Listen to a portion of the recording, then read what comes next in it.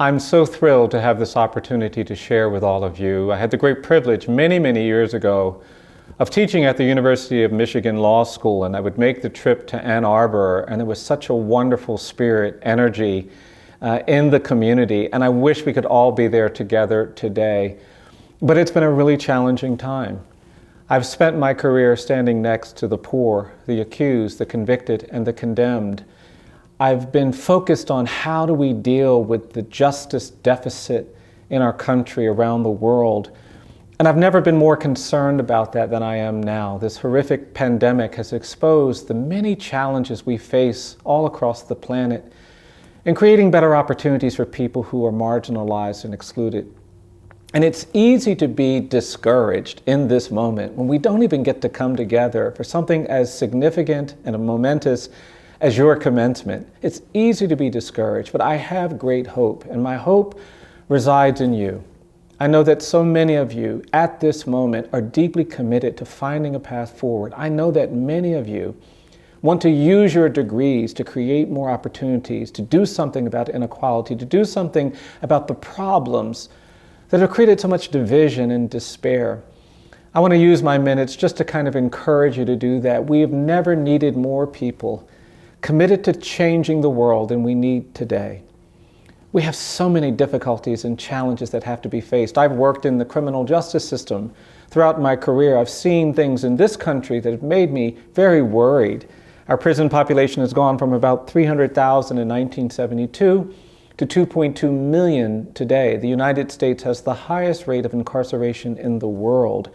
We have nearly 5 million people on probation or parole. 70 million Americans have criminal arrest histories. We've done terrible things to women, where the percentage of women sent to jails and prisons has increased 800% in the last 25 years. A generation of children are born into families where there's so much violence and despair. The Bureau of Justice has projected that 1 in 3 black male babies born in this country is expected to go to jail or prison. And these data have created a society where we see so many carceral instincts, where we see police violence, where we see despair, where there's indifference to climate change, and these problems can overwhelm us.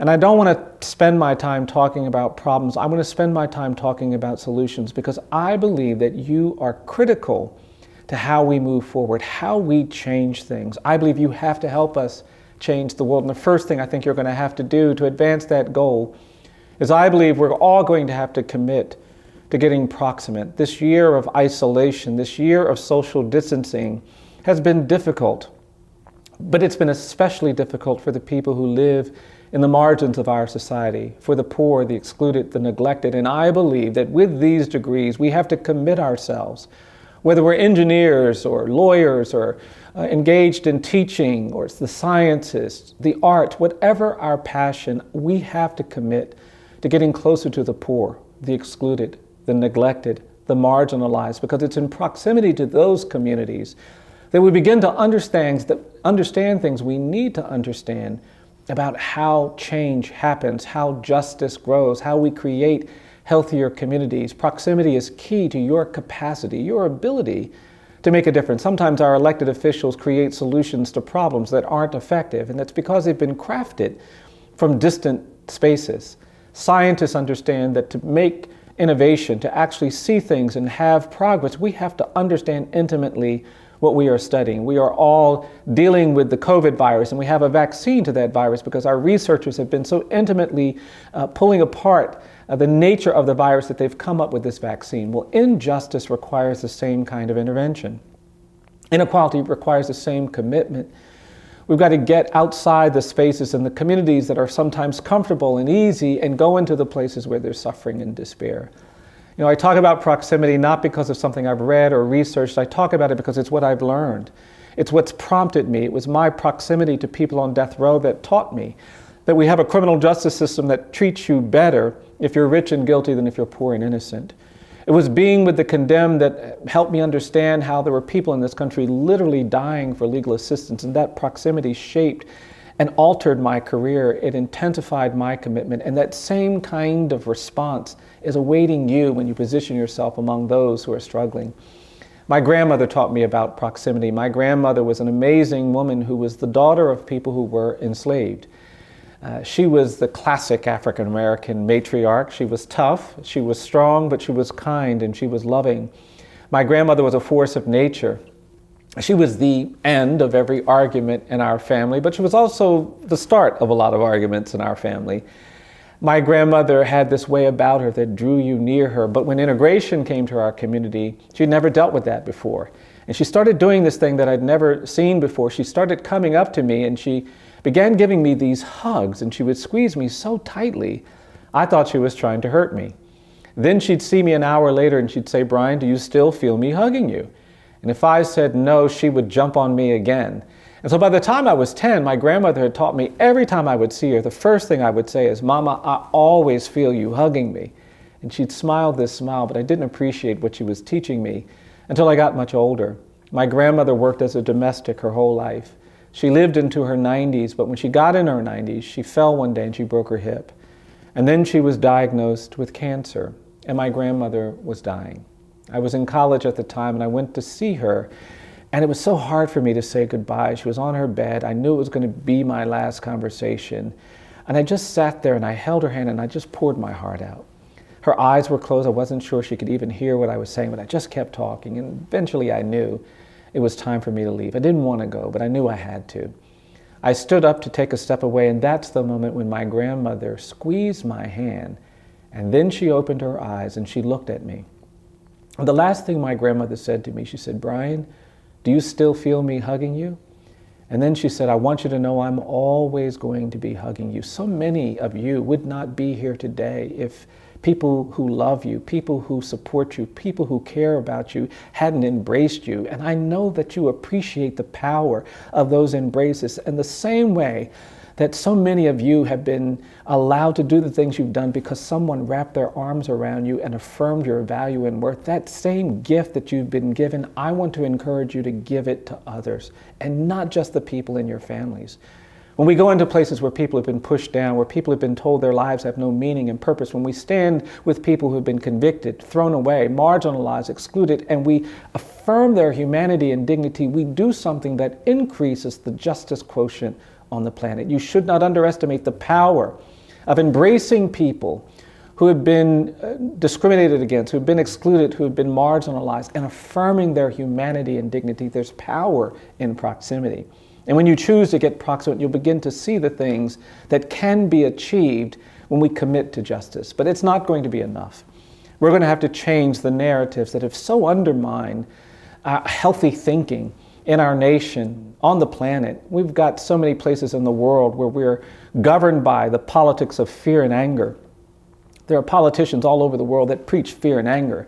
And they want us afraid and angry because when we allow ourselves to be governed by fear and anger, we tolerate things we shouldn't tolerate. We accept things we shouldn't accept. Fear and anger are the essential ingredients of oppression, of abuse, of mistreatment of others. Go anywhere on the planet where people are being menaced and targeted and treated unfairly. If you ask the oppressors why they do what they do, they can give you a narrative of fear and anger. It's what was behind the Holocaust. It's what was behind the Rwandan genocide. It's what we see in places of the world where people are so unjustly treated. We have to push against these narratives of fear and anger. We saw it in this country when a generation ago, our politicians said that people who suffer from addiction and dependency are criminals, and we use the criminal justice system to respond to that population when we should have recognized that addiction and dependency are health problems, and we need a health care response. That narrative has to change. I believe we have to change the narrative about race in this country. I don't think we're free. I think we're burdened by a history of racial inequality that has so contaminated the atmosphere that it's created a kind of smog. And whether you live and work in Michigan, or whether you live on the West Coast or the East Coast or the South, if you live in this country, you live in a space where there are these contaminants in the air created by our long history of racial injustice. And many people have argued that these things will eventually dissipate, but I don't believe that. I think we're going to actually have to clean the environment. We're going to have to do some things. We're going to have to talk about things that we haven't talked about before. I think we have to talk about the fact that in the United States, we live in a post-genocide society. I think what happened to indigenous people when Europeans came to this continent was a genocide. We killed millions of native people. We took their land, we kept their words, but we made the people leave. It was a genocide. Millions died through famine and war and disease, but we never called it that. We created a constitution that talked about equality and justice, but we didn't extend those commitments to indigenous people. And we did that because we created a narrative of racial difference. We said that Native people are savages, they don't get the protections, and that narrative of racial difference insulated them from the justice that we talk so much about. And it was that same narrative of racial difference that we used to justify 2.5 centuries of slavery. And the great evil of American slavery wasn't involuntary servitude, it wasn't forced labor. The real evil of American slavery was the narrative we created that was used to justify enslavement. Enslavers didn't want to feel immoral or unjust or unchristian, so they created this false narrative that black people aren't as good as white people, that black people aren't fully human, that black people aren't fully evolved, that black people are less capable, less worthy, less deserving, and the legacy of that narrative still confronts us today. The North won the Civil War, but the South won the narrative war. These ideas of racial hierarchy, of white supremacy survived the passage of the 13th Amendment, which talked about ending involuntary servitude and forced labor, but said nothing about ending narratives of racial difference, ideologies of white supremacy and racial hierarchy. And because of that, I don't think slavery ended in 1865. I think it just evolved. It led to a tragic century where black people in this country were pulled from their homes. They were taken and beaten and drowned and murdered and burned. They were lynched, sometimes on the courthouse lawn. And that violence is something that we haven't acknowledged. Older people of color come up to me sometimes. They say, Mr. Stevenson, I get angry when I hear somebody on TV talking about how we're dealing with domestic terrorism for the first time in our nation's history after 9/11. They said, we grew up with terrorism. We haven't acknowledged the fact that the demographic geography of this nation was shaped by an era of racial terror. The black people in Detroit, in Cleveland, in Chicago, in Los Angeles, and Oakland didn't go to those communities as immigrants looking for new economic opportunities. Most went there as refugees and exiles from terror in the American South. And that presumption of dangerousness and guilt that burdened those communities is still with us today. And even though we had that heroic civil rights movement, even though so many have done so much, today, even as a University of Michigan graduate, it breaks my heart to have to tell you that you can be talented, you can be gifted, you can be on the dean's list, you can be a scholar of the first order, you can be an outstanding engineer, you're going to be a great teacher, you can be a doctor, a lawyer, an engineer, but I will tell you that if you're black or brown, you will go places where you're going to have to navigate a presumption of dangerousness and guilt. And that's not right. It's not fair. It needs to change. And because of that, this narrative has to change. We have to commit to an era of truth-telling in this country. We're going to have to talk about things we haven't talked about before. In South Africa, they recognized that there had to be truth and reconciliation after apartheid. In Germany, you can't go 200 meters without seeing markers and stones placed next to the homes of Jewish families that were abducted during the Holocaust. There's a Holocaust memorial in the center of Berlin, and you're encouraged to go there. There are no Adolf Hitler statues in Germany. It'd be unconscionable to celebrate and memorialize those who were the perpetrators of the Holocaust, the architects of the Third Reich. But in this country, we're just beginning to reckon with the iconography that litters the landscape, that celebrates those who defended white supremacy and slavery. That has to change. And I don't talk about this because I want to punish our country for this history. I'm not interested in punishment. My interest is in liberation. I tell you that I believe there is something better waiting for us than police violence, than racism, than exclusion, than bigotry, than white supremacy. There is something better waiting for us, something better that feels more like freedom and equality and justice. But to get there, we are all going to have to change this narrative. We're going to have to confront the fear and anger. We're going to have to talk about these things. Third, you have to stay hopeful. I know this is a great and glorious day, but it's still easy in this era to become hopeless, and you have to fight against that. Hopelessness is the enemy of justice. Injustice prevails where hopelessness persists. Your hope is your superpower. It's the thing that will get some of you to stand up when others say sit down. Some of you are going to have to speak when others say be quiet, and your willingness to do that will be key to our capacity, your capacity to change the world. Fourth and finally, I want you to get proximate. I want you to change narratives. I want you to stay hopeful. But I also want you to do something difficult. We cannot create more justice. We cannot change the world if we're unwilling to do things that are uncomfortable and inconvenient. You're going to have to do uncomfortable things. You're going to have to do inconvenient things. You're going to have to go places that are not always easy and inviting. But when you do that, you join the tradition of so many that have made a difference in the world, that have pushed justice forward. I give talks, and I was giving a talk in a church, and I was in there, and this older black man came into the church. He was in a wheelchair, and he was sitting in the back, and he was staring at me really intensely. He had this kind of stern look on his face. And I couldn't figure out, why is this man looking at me so harshly? And I got through my talk, and people came up. They were very nice and appropriate, but that older black man was sitting back there in that wheelchair. And finally, when everybody else left, he wheeled himself to the front of the church, and he came up to me and he said, "Do you know what you're doing?" And I just stood there. And then he asked me again, he said, "Do you know what you're doing?" I just mumbled something. And then he asked me one last time. He said, "Do you know what you're doing?" And then that older man looked at me. He said, "I'm going to tell you what you're doing." And then he said, "You're beating the drum for justice. You keep beating the drum for justice." And I was so moved. I was also really relieved because I just didn't know what was about to happen. Then that man grabbed me by my jacket and he pulled me into his wheelchair and he said, "Come here, come here, come here, I'm going to show you something." And this man turned his head. He said, "You see this cut I have behind my right ear?" He said, "I got that cut in Greene County, Alabama, 1963, trying to register black people to vote." He turned his head. He said, "You see the scar I have behind my other ear?" He said, "I got that scar in Philadelphia, Mississippi, 1964, trying to register black people to vote." He turned his head. He said, "You see this bruise?" He says, that dark spot, that's my bruise. Got my bruise in Birmingham, Alabama, 1965, trying to register people to vote."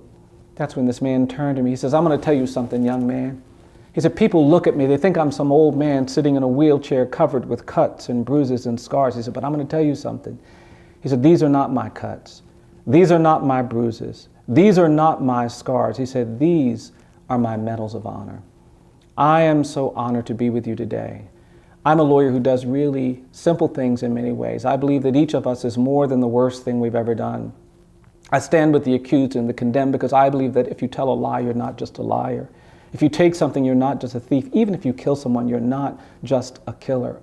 I'm with you today because I believe that the opposite of poverty is not wealth. I think sometimes we talk too much about money. I believe that the opposite of poverty is justice. And finally, I'm with you today because I believe, graduates of the University of Michigan, that if we commit to getting proximate, if we change narratives, if we stay hopeful, if we do uncomfortable things, we can change the world.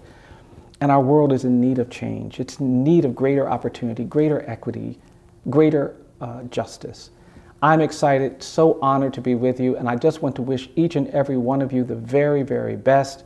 What an honor to be part of your graduating class. Thank you all.